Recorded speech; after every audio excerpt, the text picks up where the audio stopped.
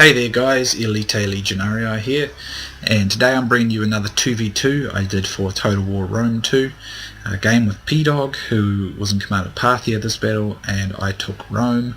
Our opponents took the Seleucids in Egypt, so we have some pretty high power factions in this particular battle.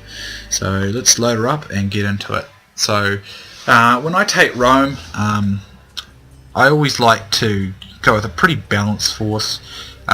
Most people spam Evocati cohort just because they're so powerful. I only wanted to bring 3 because Evocati are like quite cheap in comparison to just how powerful they are, which is why I didn't really want to spam them, which is why I got 4 veteran legionnaires and only 3 Evocati for a total of 7 infantry. Well, if you don't include my 2 Triarii, which kind of makes it 9 infantry. Then I have 2 Praetorian Cav, 2 Legionary Cav with a couple upgrades, and 2 Auxiliary Cav, supported by 4 Auxiliary Syrian archers. So I'll just pause it. My plan was pretty simple. I wanted to use my Cav's Draco ability and my Triarii to overcome what I was expecting to be a powerful cavalry force of cataphracts and Ptolemaic cavalry or something like that, because both these guys both Egyptians and Seleucids have pretty powerful cavalry, or at least the Seleucids have powerful cavalry. And if the Egyptians bring Ptolemaic cavalry, they also have very powerful cavalry, and because it was on ultra scale, I knew they'd be able to afford it. So I was expecting this to be a tough cavalry battle, which is why I brought some pretty strong cavalry supported by Triarii, and I was going to perhaps use some of my infantry to support the fight, because I was expecting the infantry fight would probably be alright for me, to be honest, because I've still got plenty of powerful Roman infantry. My ally here, Pdawg, has brought Parthia, and he's brought a mixture of royal cataphracts and noble blood cavalry, and he's supported by mercenary hoplites and Parthian swordsmen. So I suspect what he's trying to do is quickly win cavalry battle with superior Parthian cavalry and just use infantry units to pin or hold down forces long enough for him to win that, and perhaps use hoplites to support his cavalry in the battle. Our opponents though brought pretty small elite kind of armies, so let's have a little bit of a look-see. The Seleucid player has brought 3 units of scythe chariots, and we were consciously aware that as Egypt and Seleucids are together, there was a high chance of both elephants and chariots. We were particularly, actually it's 4 chariots, not 3. So we were expecting chariots, so that's why, and the best way to counter chariots in my opinion is to bog them down in cavalry and then shoot them with missiles. Take the hit points down, then they die pretty quickly, and just don't let them get into your infantry. You can also use hoplites to do that. So Pdawg built his army with bearing in mind that there's probably a good chance of chariots, which is why he's probably built these hoplites in support of so many powerful cavalry, which is what he wanted to do, which is a good idea, because if you can get scythe chariots into infantry like my infantry, and like for instance if he'd come in from the flank or something and he moved his scythe chariots up the flank like this, he'd just mow my guys down with them. So we're very much aware of that.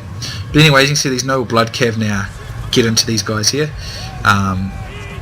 and I mean, if chariots get in this sort of situation, they just get smashed. I mean, look at that unit's just routed immediately, and I mean, this is how you don't want to use chariots. So that's why we had so many powerful cavalry in this fight. If we look at the rest of these armies, the Seleucid army is actually really well upgraded. I mean, not really well upgraded, it's really elite, with 5 silver shield pikemen, and he's got 6 thorax swordsmen. He had all these chariots, but he's got no cavalry to speak of except the chariots, which I suppose are cavalry, but they don't really count in the same sense. The Egyptian army, he's got 4 Egyptian pikemen, then he's got 4 royal thorax swordsmen, so he's got some very strong sword infantry here, and he's supporting that with 3 Ptolemaic cav, 2 light peltasts, and an African war elephant.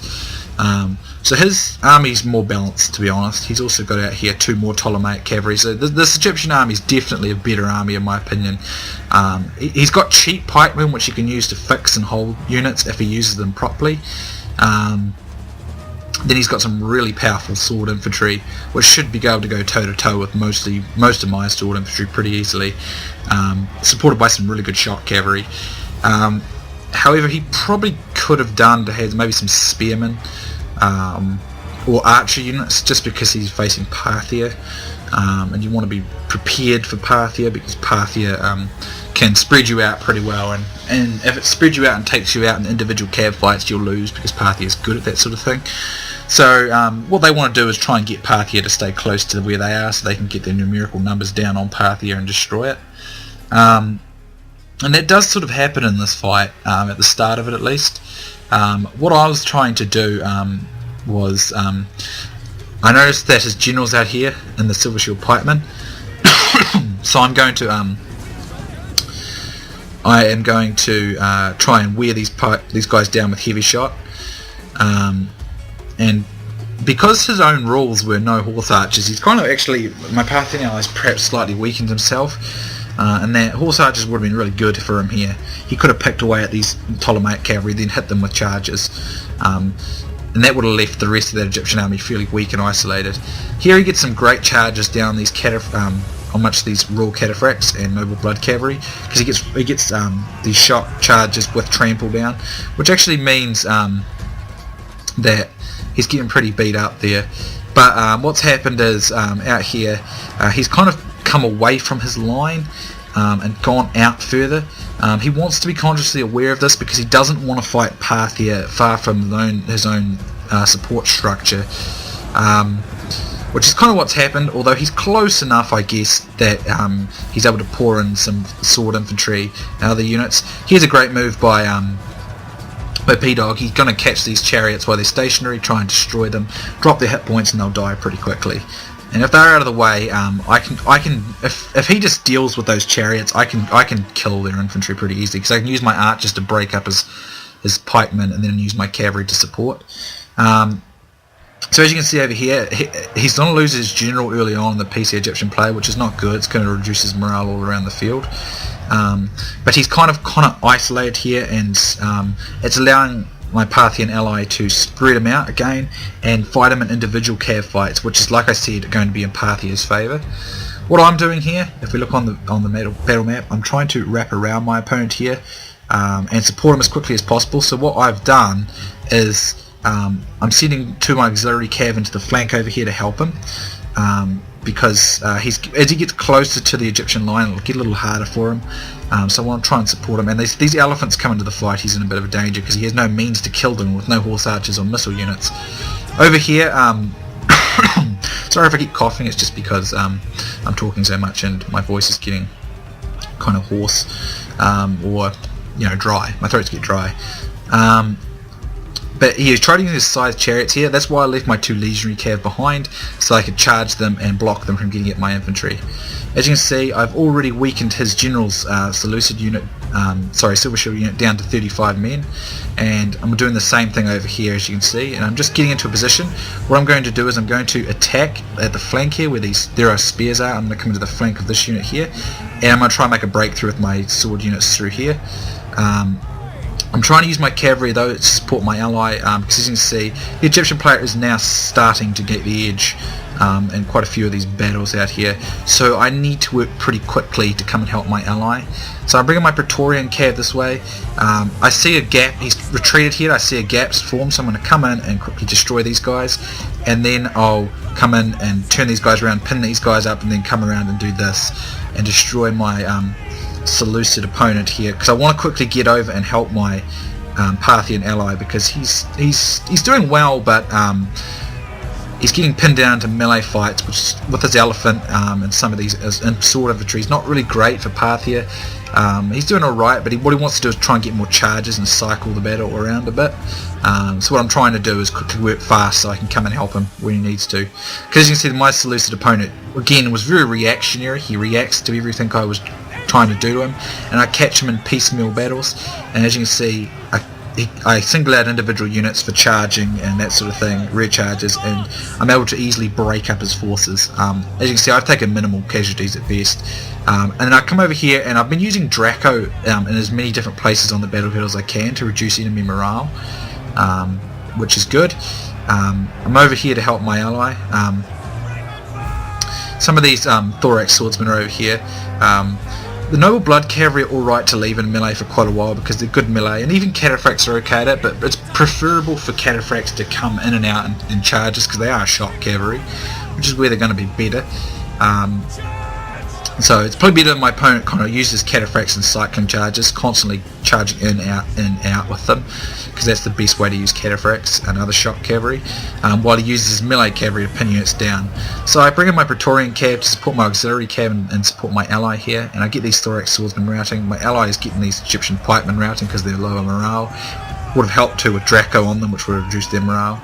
Then over here, outflanking these units, and then I activate Lord Tier the 10th there, and Presence, which is going to boost morale of all of our guys here to enormous levels of defense and other things, and we pretty decisively win that battle, to be honest. If you look at the statistics here, I only took less than 100 casualties in that fight.